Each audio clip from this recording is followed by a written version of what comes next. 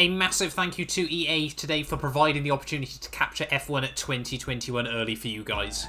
Hello everyone and welcome back guys to a brand new video where today we're here back with more F1 2021 gameplay. This time around, obviously we are going to be taking Sebastian Vettel's new 2021 Aston Martin to the Baku street circuit here in heavy running conditions with the cockpit cam as well for you guys. Obviously, if you missed out on the other video I made with Carlos Sainz's Ferrari at Spa-Francorchamps, I would definitely recommend going back and checking out as well. But of course, once again, just a couple of little housekeeping things. Of course, this is pre-release footage of the game. You know, it is not fully finished just yet. There are still a couple of things that need to be ironed out by Codemasters, so if you do spot any issues with the gameplay, I'm sure they'll all be sorted when the game does drop. Once again, though, we are recording this on an AMD 5950X with an RTX 3090 as well. So pretty much the highest graphics settings you're going to see. It is completely maxed out F1 2021 for all the gameplay videos that we're going to be doing as well. So hopefully you guys do want to enjoy very good fun. Obviously, like I said in the last video, you know, it does push the CPU and the GPU quite hard,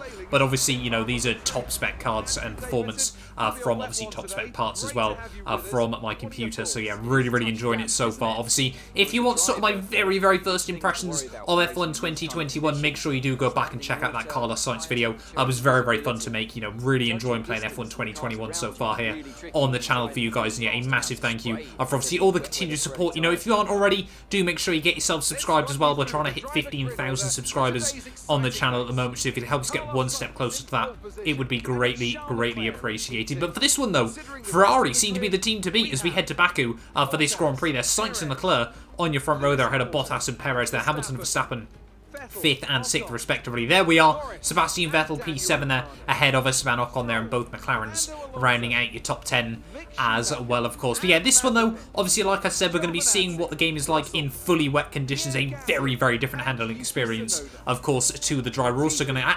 accidentally test the damage model a little bit more than I wanted to for this race as well. Obviously you guys will see that in just a moment as well. But yeah, never had a wet Baku race. Maybe, just maybe this weekend it will be. I don't know what the weather forecast is looking like just yet, but we're going to dive straight into it then. 5 red lights here in Azerbaijan, and it is going to be a very long hole, but it is finally lights out, and away we go there. Like I said, with all the spray in the cockpit cam, it is very intense racing here around Baku. Obviously no room for error anyway around this circuit, so obviously if you snag a break in the wet, you are pretty much going to be heading off down into a wall here as we head through the first couple of corners, though trying to keep it all nice and tidy at the moment there, as we're still side by side with Max Verstappen out of the first couple of corners there. We do get a good run as we head down the back straightaway. Of course, the Mercedes power unit in the back of the Aston Martin, they're working wonders as we head down in towards turn 3 and at turn 4 there. You can see just trying to get to the back of Sergio Perez here, but I've noticed the Aston Martin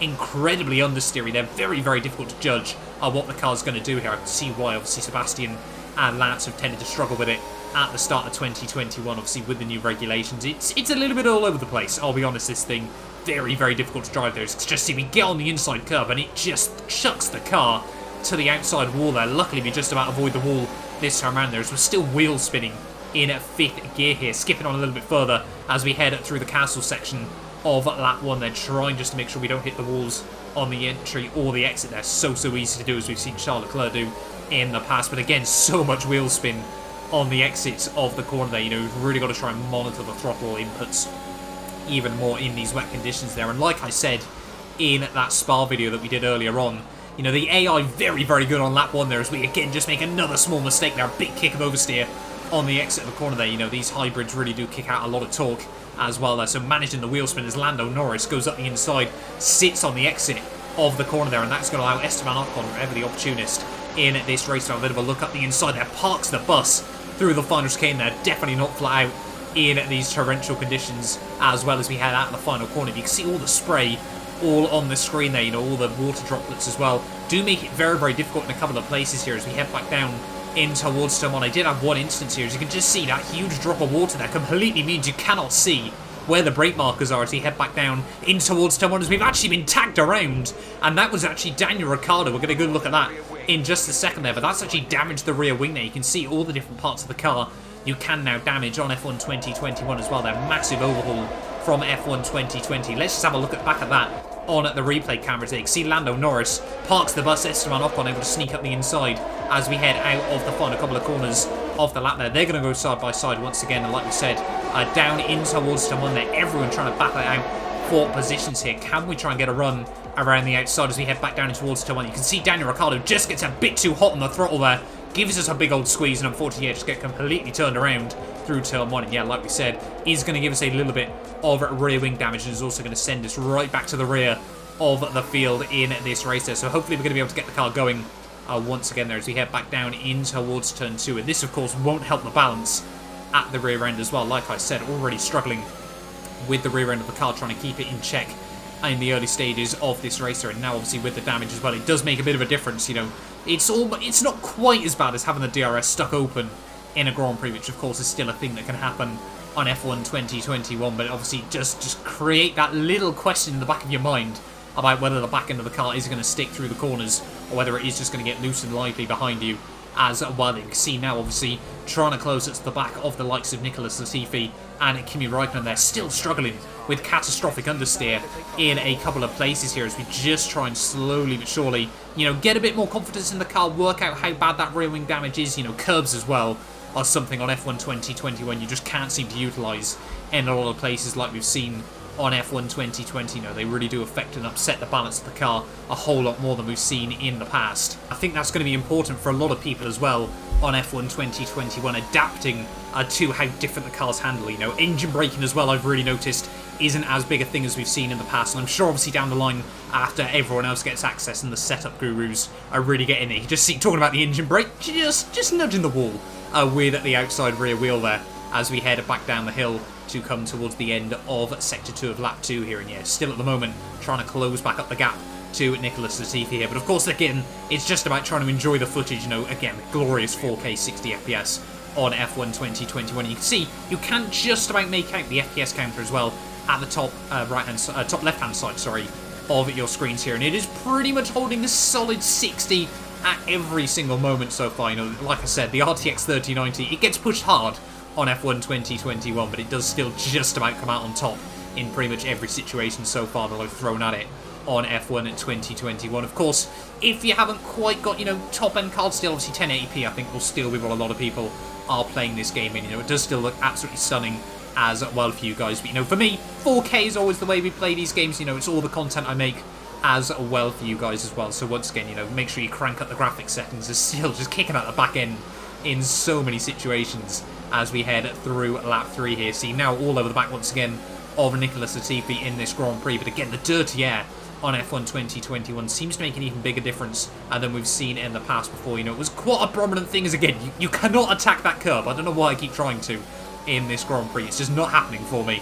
at this stage of the day there. But yeah, the dirty air effect, though, once again, really does come into play there as we head back up through turn 8 once more here, trying to stick to the back of Latifi there. You can see just how much the front end was sort of scrubbing the front tyres along the surface there, as well as we just try and get the front end to grip up in the way we want it as well there, of course, as we head back down the other side of the hill there. You can see the team just saying we've got a little bit of rear wing damage still as well. It's all been very, very cheeky over the inside curve there. That was optimistic, I think is the way we're going to word it. I think we're running regular corner cutting for this one here today, but you know, it gets us a little bit closer to Nicholas Latifi once again. Now, I'm having zero shame in that moment in this Grand Prix, as once again you can hear the Mercedes at full chap out of the final corner there, the power unit in the back of the car really working there. I love that, you know, you can sort of hear the whine from the batteries as well there. It's not an overriding sound, otherwise I'm sure it'll get very, very annoying very, very quickly, but of course in the cockpit cam, very much closer to the action as well there, as we're going to think about having a look up the inside of Latifi back in towards turn 1. Think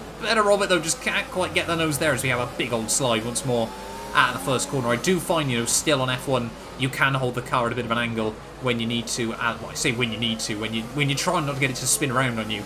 A lot of the time, you know, you can sort of pump the throttle a bit more and really try and get the back end round. So although it is less forgiving in a lot of ways, you know, the back end will step out more, it does feel like you can still get it back when you need to as well. Of course, I'm sure at some point I will overstep the mark and we will find ourselves into an Armco barrier as well. But so far, you know, just trying to find the grip limits of what is capable as all. Again, there you can see properly there the back end really, yeah, just fighting against us. The Aston Martin, like I said, very much a handful, unlike the Ferrari. You know, the Ferrari we've sort of seen in the past, F1 2020 especially, it was very, very loose, but the Aston Martin, I think, has definitely claimed that crown here on F1 2021 as all. We just get very, very optimistic through in towards the castle section there. Once again, almost, I don't know how close we were to the back of Nicholas Latifi, sorry, even that time through, as again, just trying to dance our way up between the walls once again here. This time around, actually taking a lot more of the inside curve. That one seems to be a little more forgiving as we head out of the next couple of corners there, but still, yeah, just there's so many little things you've got to sort of manage, and I'm sure obviously as we get through the game cycle, things will become a little bit easier.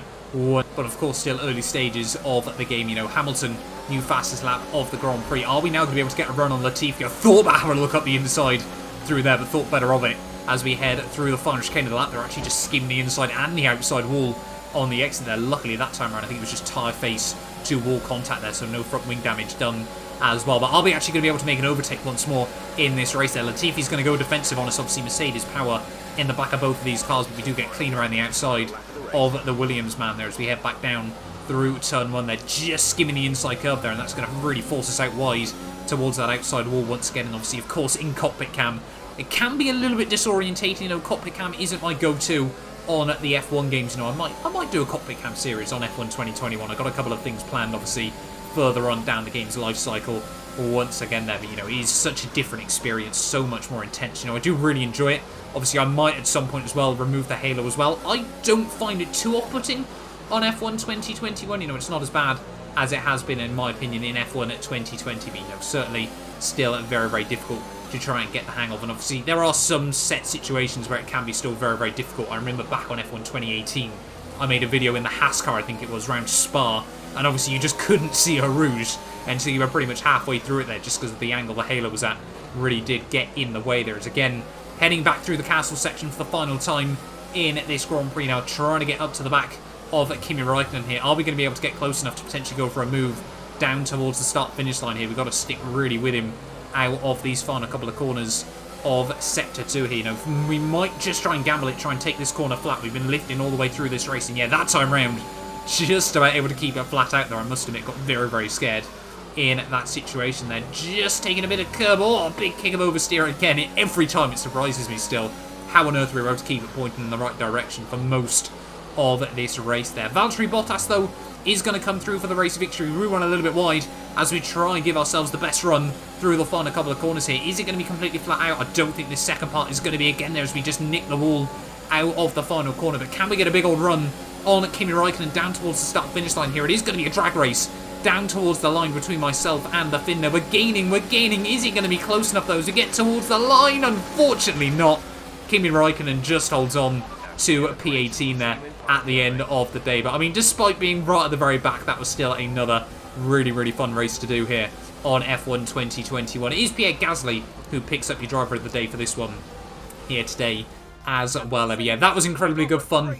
Once again, this time around, of course, it is Mercedes, so Mercedes and Red Bull have each won one race apiece so far here on F1 2021 as well. But you can see the rain graphics, everything like that, even the full wet tyres, you know, just seems so much better on PC than Xbox there. You got a few of the Mercedes team actually wearing their raincoats as well, another cool feature that I don't think we've had in the F1 games in the past, obviously, when it has been a wet race. Nonetheless, you know, it is again just those little things that really add up as well to create a full experience as well. But it's a Mercedes 1-2 this time around. Bottas takes the win ahead of Lewis Hamilton there, with Carlos Sainz actually on the podium this time around. Ferrari's one lap pace, not quite the same as their race trim, it appears, at both Spa and Baku here on F1 2021, and it's certainly going to be interesting to see how things pan out. You know, next month, obviously, when we do dive into a career mode on the game as well, obviously seeing what Ferrari can do, of course, relative to Mercedes and some of the other big names on the grid as well. But once again, though, a massive, massive thank you to Formula 1 game Codemasters and, of course, EA for allowing me to make more F1 2021 content